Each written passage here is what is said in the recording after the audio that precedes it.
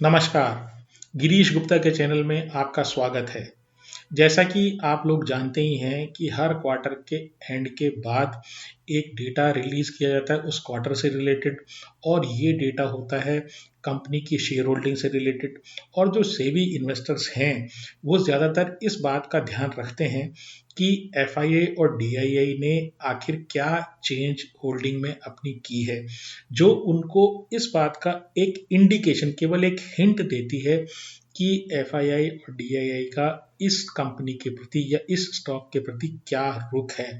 और उसमें जो सबसे इम्पोर्टेंट जो डेटा होता है, जो इन्वेस्टर के पॉइंट ऑफ व्यू का होता है, तो वो है एफआईआई और डीआईआई का सिग्निफिकेंट स्टेक इंक्रीज किसी कंपनी में, जो ये दर्शाता है कि डीआईआई और एफआईआई जिनके पास बड़ी टीमें होती हैं रिसर्च से रिलेटेड, और जिनके पास बड़ा पैसा होता है, उनका उस कंपनी के प्रति क्या सेंटिमेंट है। तो एक बहुत बड़ा सेंटिमेंट इंडिकेटर ये है।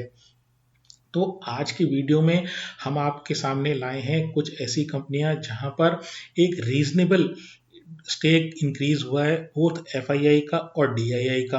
अब ये एफआईआई और डीआईआई का जो स्टेक होता है, ये अलग अलग कारणों से इंपॉर्टेंट होता है। यानी कि एफआईआई जो शेयर खरीदते हैं वो किसी अन्य कारण से खरीदते हैं, फंडामेंटल तो खैर है ही।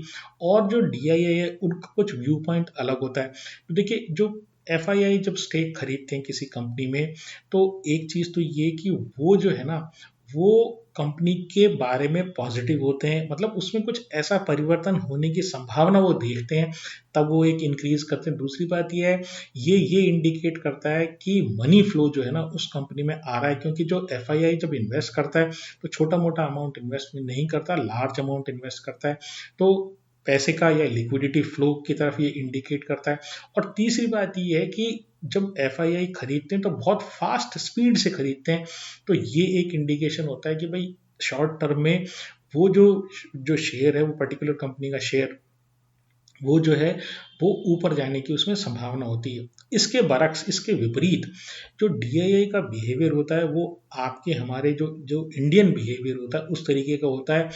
ये लोग क्या हैं, बड़े कंजर्वेटिव होते हैं। डीआई यानी म्यूचुअल फंड्स हुए, बैंक्स हुए, या कोई इंश्योरेंस कंपनी हुई जैसे एलआईसी वगैरह, ये बड़ी कंजर्वेटिव होते हैं और आसानी से ये किसी कंपनी में पैसा नहीं डालते, और डालते हैं तो बहुत ही स्लोली डालते हैं, और लॉन्ग टर्म इन्वेस्टमेंट का इनका हॉराइजन होता है। दूसरी बात ये, कंपनी के बारे में बहुत खोज बीन ये डीआईआईज करते हैं, और ये जो है कंपनी के प्रमोटर के बारे में एक सिग्निफिकेंट डीप नॉलेज रखते हैं कि भाई प्रमोटर किस तरीके का काम है, इस कंपनी में हो क्या रहा है। हालांकि कुछ म्यूचुअल फंड्स इस तरीके हैं जो मोमेंटम ट्रेडिंग भी करते हैं शेयरों में, लेकिन उनकी संख्या जो लॉन्ग टर्म इन्वेस्टमेंट करने वाले जो आपके डीआईआईज हैं, उनके कंपैरिजन में बहुत कम है। तो आप समझिए कि जो डीआईआई हैं वो इंडियन मार्केट को समझते हैं, और जब वो पैसा डालते हैं किसी कंपनी में तो बड़े सोच समझ के डालते हैं। अब ओवरऑल इससे क्या फ़र्क पड़ता है, तो देखिए, पहली चीज़ ये है कि ओवरऑल ये एक स्टॉक के यानी डीआईआई और एफआईआई जब खरीदते हैं, दोनों जब खरीदते हैं, तो ये एक कंपनी में स्टेबल डिमांड ऑफ स्टॉक बताते हैं, क्योंकि एफआईआई जो खरीदते हैं वो फास्ट खरीदते हैं और डीआईआई जो है बड़े स्लो खरीदते हैं। तो आप ये समझिए कि एक तो स्टेबल डिमांड उस कंपनी के बारे में ये दर्शाता है एफआईआई डीआई का स्टेक, और दूसरी बात जो है इसमें वो ये है कि जब स्टॉक गिरता है, स्पेशली जिस कंपनी में एफआई डीआईआई की होल्डिंग होती है, तो स्टॉक गिरता है। जैसे अभी करंट सिनारियो में स्टॉक गिरे हुए हैं, हालांकि थोड़ी सी रिकवरी जरूर आई है। तो ऐसे सिनारियो में जो डीआईआईज हैं वो अपने शेयर को गिरने नहीं देते। जब रिकवरी आती है तो उसमें रिकवरी भी उतनी ही तेज आती है। कहने का मतलब ये है कि जो स्टॉक डीआईआईज ने स्पेशली खरीद रखा होता है, उसको उसमें जब एक सिग्निफिकेंट गिरावट आती है, पहली बात तो उसमें बहुत ज़्यादा सिग्निफिकेंट गिरावट वो आने नहीं देते, और अगर सिग्निफिकेंट गिरावट आती है तो उस शेयर में रिकवरी भी उतनी ही तेज आती है। आज की वीडियो में जो पहला स्टॉक है, जहां पर दिसंबर 2025 के कंपैरिजन में मार्च 2026 में एफआईआई और डीआईआई दोनों ने अपना स्टेक चेंज किया या इंक्रीज किया है, उस कंपनी का नाम है मार्क्संस फार्मा। तो ये जो कंपनी है, ये एक ओटीसी प्रोडक्ट और आरएक्स प्रोडक्ट दोनों बनाती है, और जेनरिक फॉर्मुलेशन में है, और बहुत सारे थेरेप्टिक सेगमेंट्स में अवेलेबल है। अब ये आरएक्स और ओटीसी ड्रग्स क्या होती है, तो जैसे कि आपके गले में खराश हुई तो आप जाएंगे और किसी केमिस्ट के पास उसको कहेंगे आप विक्स दे दो, वो ना आपसे पूछेगा भाई कौन सी डॉक्टर ने आपको लिखी है क्या है, तो बिना वो कुछ आपसे डॉक्टर के बारे में या डॉक्टर का पर्चा मांगे आपको वो विक्स की गोली दे देगा। और ये जिस तरह की जो दवाइयाँ होती हैं ये OTC over the counter drugs कहलाती हैं। दूसरी तरीके की जो ड्रग्स होती हैं वो आरएक्स ड्रग्स होती हैं। तो आरएक्स ड्रग्स में जेनरिक फॉर्मुलेशंस में है, जेनरिक दवाइयाँ बनाते हैं, ये सस्ती किस्म की दवाइयाँ बनाते हैं और ये दवाइयाँ भी हालांकि प्रेस्क्रिप्शन से ही मिलती है।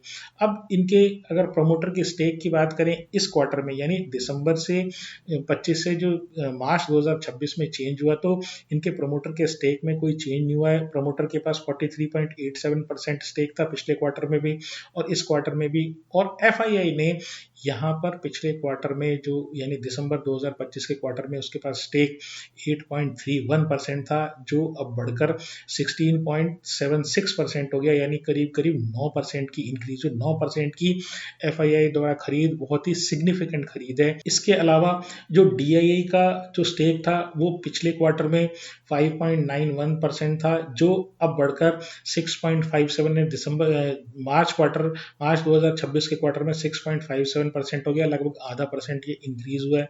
और रिटेलर की जो खरीद, क्योंकि प्रमोटर का स्टेक जो है वो चेंज नहीं हुआ है, इसलिए सारा जो चंक खरीदा गया है एफआईआई और डीआईआई द्वारा तो वो रिटेलर के हाथों से लिया गया है और रिटेलर के जो होल्डिंग है वो प्रोपोर्शनेटली 9% कम हो गई है। कंपनी 1992 में स्थापित हुई और जैसे मैंने बताया ओटीसी और आरएक्स दोनों में ये अवेलेबल, दोनों में ये काम करती है।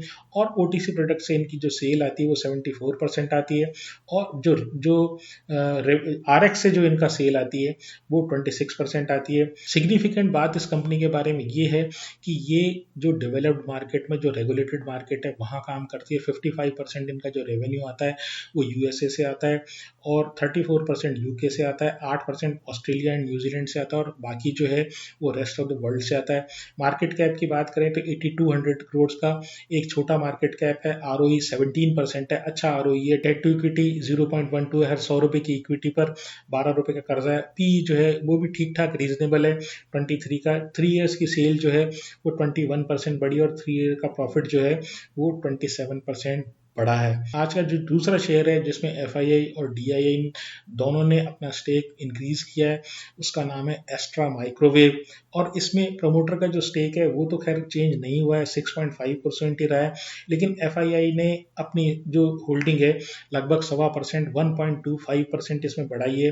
पिछले क्वार्टर में यानी दिसंबर 2025 में इसकी होल्डिंग, एफआईआई की होल्डिंग जो थी वो 6.26% थी, जो अब बढ़कर 7.56% हो गई है। साथ ही साथ जो डीआईआई की होल्डिंग थी वो दिसंबर 2025 में 14.75 थी, जो अब बढ़कर 15.42% हो गई, यानी करीब करीब आधा परसेंट का इंक्रीज हुआ है। अब ये एस्ट्रा माइक्रो करती क्या है, वैसे तो हमने इसके बारे में एक डिटेल वीडियो बना रखा है, वो प्लेलिस्ट में अवेलेबल है, तो आप हमारी प्लेलिस्ट से इस वीडियो को देख सकते हैं, डिटेल में समझ सकते हैं इसका बिजनेस मॉडल। लेकिन संक्षेप में बता दूं कि डिफेंस इलेक्ट्रॉनिक्स और स्पेस जो टेक्नोलॉजीज है वहाँ पर जो इलेक्ट्रॉनिक्स की इक्विपमेंट होते हैं, छोटे छोटे मॉड्यूल जो आरएफ जो रेडियो फ्रीक्वेंसी वाले जो मॉड्यूल होते हैं वो ये बनाती है, बेसिकली कम्युनिकेशन सिस्टम के ये मॉड्यूल बनाती है। और इनकी जो ऑर्डर बुक की बात करें तो ये दिसंबर 31 2025 में जो इनकी ऑर्डर बुक थी वो लगभग 2226 करोड़, 22226 करोड़ 2226 करोड़ की थी और ये इनकी लगभग 2 साल की सेल के बराबर है। तो इनकी रेवेन्यू विजिबिलिटी भी काफ़ी अच्छी है इस कंपनी का। अगर मार्केट कैप की बात करूं तो 10,200 करोड़ का इसका मार्केट कैप है और आरओई जो है 14.4% का है, एक ठीक ठाक आरओई है। डेट टू इक्विटी मैनेजेबल है, हर 100 रुपये की इक्विटी पर 24 रुपये का कर्जा है और जो पी है वो हालांकि अभी भी 64 का है। थोड़े समय पहले इसका जो पी था वो 70-75 का चलता था, इस गिरावट में थोड़ा सा ये कम हुआ है। 3 साल की सेल की बात करें तो 12% बढ़ी है क्यूमुलेटिव साल दर साल, और प्रॉफिट की बात करें तो प्रॉफिट 58% की साल दर साल इसमें प्रॉफिट में ग्रोथ आई है। जो तीसरा शेयर है इस श्रेणी का जिसमें डीआईआई और एफआईआई दोनों ने अपना स्टेक इंक्रीज किया है उस कंपनी का नाम है वोल्टेम ट्रांसफार्मर। बड़ी ही शानदार कंपनी है, कंजर्वेटिव कंपनी है।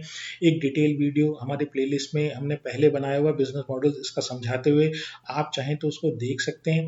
लेकिन इस कंपनी के बारे में मैं ये बता सकता हूँ, गुजरात बेस्ड ये कंपनी, इस कंपनी के बारे में मैं बता सकता हूँ कि जब सब लोग ट्रांसफार्मर के लिए गवर्नमेंट के ऑर्डर पे डिपेंडेंट थे, तब इस कंपनी ने एक डेलिबरेट एक स्ट्रेटेजी अपनी अपनाई, एक डिसीजन लिया कि हम जो है, चूंकि हमारा पैसा टाइमली स्टेट गवर्नमेंट की जो यूटिलिटीज़ होती है, डिस्कॉम्स जिनको बोलते हैं, जो बेसिकली ट्रांसफार्मर की बहुत बड़ी क्लाइंट्स होती हैं, तो उन्होंने ये तय किया कि हम इन डिस्कॉम को या गवर्नमेंट सेक्टर में हम काम नहीं करेंगे, हम वो काम करेंगे जहाँ से हमारा जो कैश जो है वो तुरंत वापस आए। तो उन्होंने प्राइवेट सेक्टर पे फोकस किया और बड़ी ही इनके जो प्रमोटर हैं, ये तीसरी पीढ़ी के प्रमोटर इसमें काम कर रहे हैं और ये बहुत ही शांत, बहुत ही कंजर्वेटिव प्रमोटर हैं। जैसे ही इनके पास ऑर्डर आता है और वहाँ से ये back to back raw material के लिए ऑर्डर देते हैं। बड़ा शानदार इनका बिजनेस मॉडल है। मैं चाहूँगा कि आप जो है एक बार वोल्टेम ट्रांसफार्मर का बिजनेस मॉडल का वो वीडियो हमारा देखें, उससे आपको बहुत ही ज़्यादा इस कंपनी के बारे में पता लगेगा। प्रमोटर के स्टेक की बात करें तो प्रमोटर का स्टेक दिसंबर 2025 के कंपैरिजन में अनचेंज्ड है। मार्च 2026 में एफआईआई का जो स्टेक है वो लगभग 1% बढ़ा है। दिसंबर 2025 में 21.7% स्टेक था, जो अब बढ़कर 22.82% हो गया है। डीआईआई का जो स्टेक है वो भी 1/4% यानी 0.25% ये लगभग बढ़ा है, जो पिछले क्वार्टर में था यानी दिसंबर 2025 में ये जो स्टेक था ये 31.38% था, जो अब 31.66% हो गया है। मार्केट कैप की बात करूं तो मार्केट कैप जो है लगभग 10,000 करोड़ का इस कंपनी का।